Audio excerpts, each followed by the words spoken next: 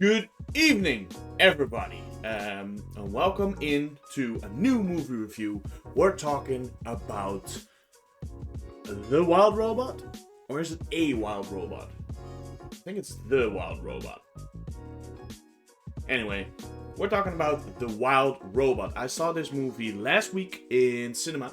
It's the new animation movie of Dreamworks, and I can tell you right now, it is fucking great. So, let's get into this. Also, this is as spoiler-free as I can get it, I hope.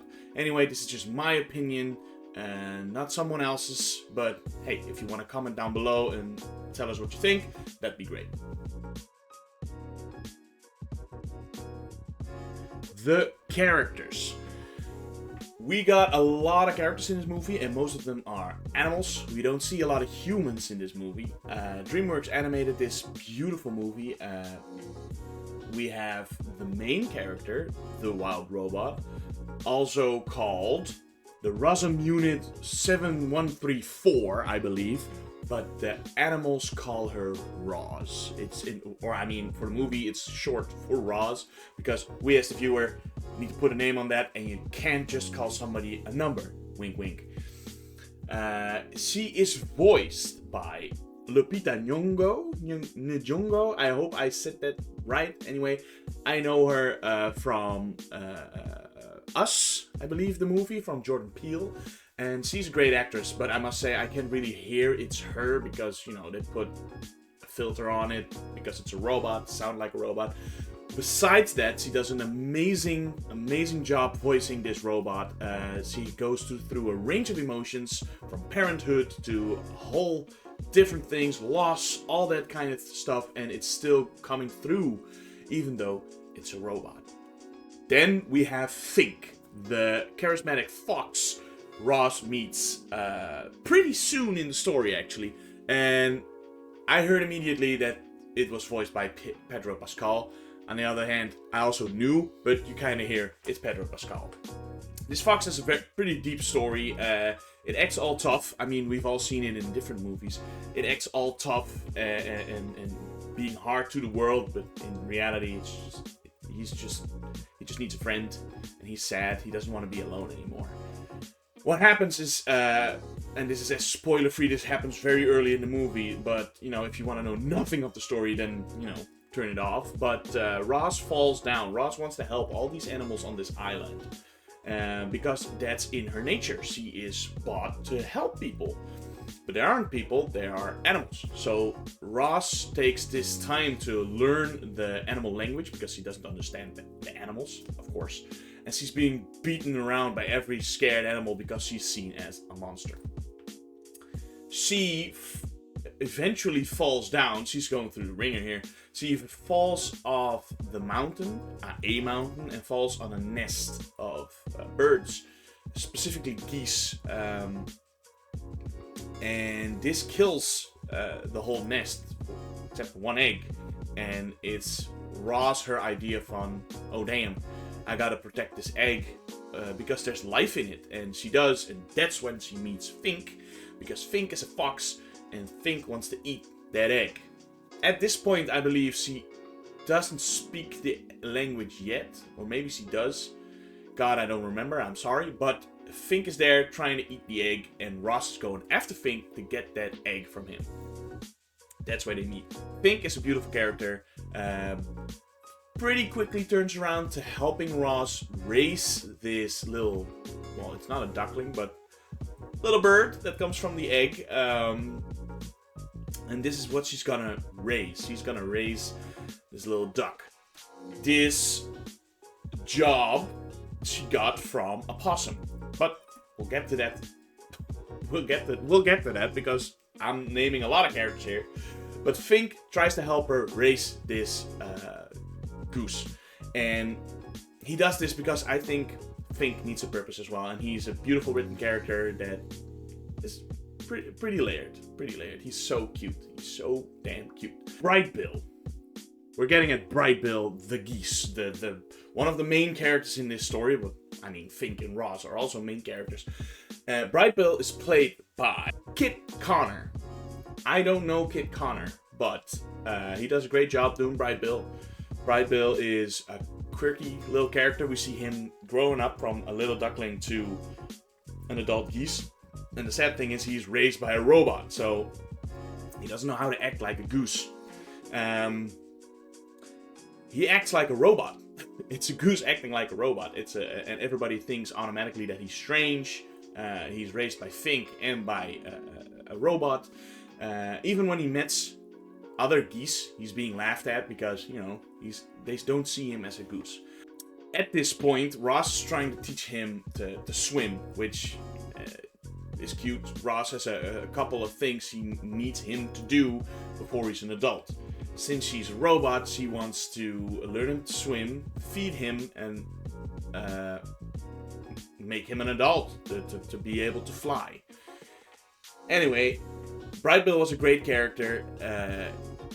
He had a lot of layers as well, and he genuinely thought Ross was his mother, which makes it was kind of heartbreaking, but it wasn't told to him that his real family, was gone. The opossum that gives her the job is Pinktail, actually played by Catherine O'Hara, which we all know by the catchphrase of Kevin and, of course, Beetlejuice.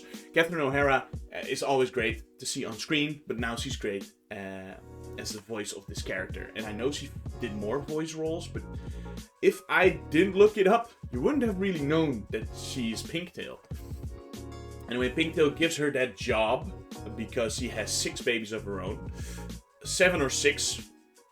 I won't spoil the joke, but 7 or 6. And she gives Ross this job to take care of this goose. And she's a very funny side character. You don't see her that often, but she did a great job. There's one particular beaver in there, which I immediately heard that was the great Matt Berry voicing a beaver, and God, does that man have a great voice. It's amazing. He's the most deviant bastard in New York City.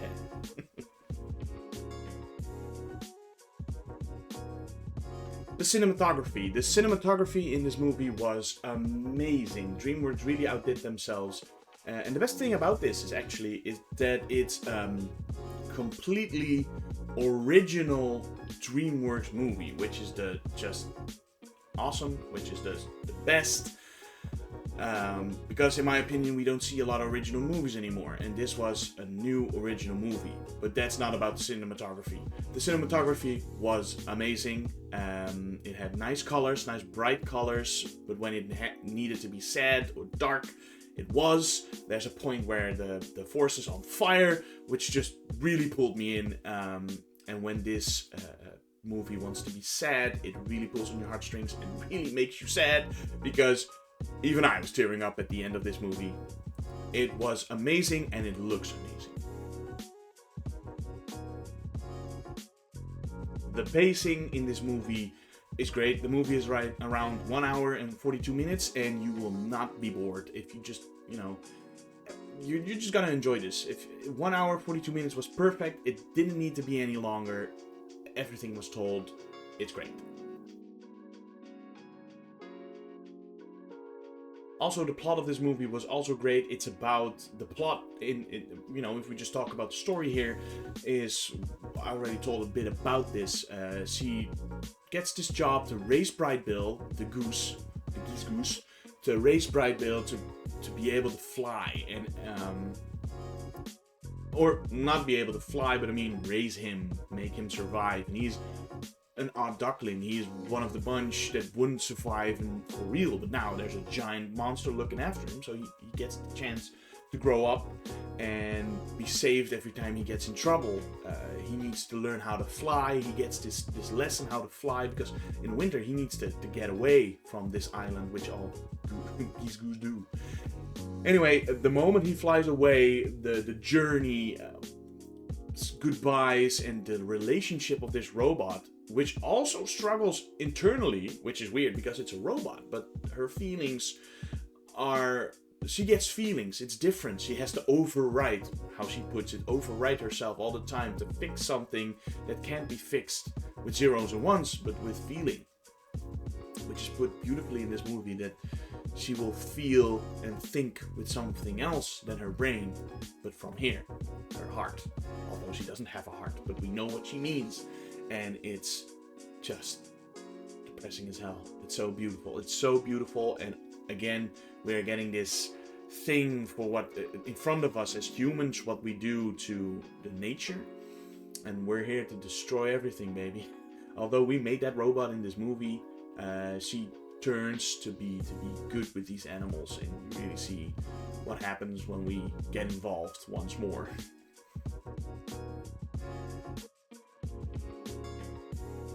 My verdict for this movie, I really enjoyed this movie. It's a very well animated, very beautiful put together movie with a lot of great characters, so as Fink, the beaver, Roz, and it's just very emotional journey, and it's not hard to keep watching, like following the story. It's not hard. This is of course a kids movie, but there's a lot for adults to like. So yeah, this is a great movie, great storytelling, great use of music also, and altogether I would say go see this movie and have a good time. So my verdict for this is go sit down and have a good time. If you have a moment that you're not paying attention or something happens, that doesn't really matter. I mean, it's a shame, but it's not like you have to lock in and put in every detail. It's just a very good time, and take your kids and be ready to cry. So yeah, that's my review of The Wild Robot. I hope you enjoyed. If you do, subscribe and like. And you know, let me down. Please don't let me down. But down in the comments, leave a comment. Tell me what you think of The Wild Robot. And yeah, I'll see you guys at the next review.